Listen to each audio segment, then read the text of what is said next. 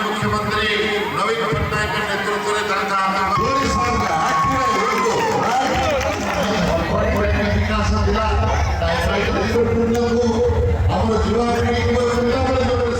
आपण मैंने देखुं जो भाव में आमर कर्मकर्ता भाई मैंने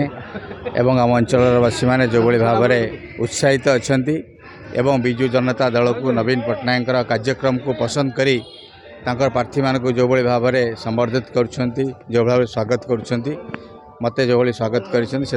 तो कृतज्ञता जनाऊँगी एवं आशा करुच्ची जे निश्चित भाव में कटक सहर गोटे नुआ रूप देख बिजु जनता दल ये बहु भोट्रे जितब लोक आस्था भाजन हम और आहरी अनेक उन्नयनमूलक कार्यक्रम वार्ड स्तरीय कार्यक्रम केते सहायक हम भोट रे परिवर्तन करने ये तो मूलदुआ संगठन मूलदुआ हूँ वार्ड बूथ एवं एटी आम यथेष्ट भाव में मजबूत होचु बहुत सहायक हम एवं आर प्रतिफलन निर्वाचन समर्थन केमिति मिलु बहुत भल समर्थन आशातीत समर्थन मिलूँ स्नेह मिलूँ श्रद्धा मिलूँ एवं ये जो विकासमूलक कार्यक्रम होती तार प्रतिफलन मिलूँ नवीन 25 तारीख ईवीएम रे परिणत होबा भोट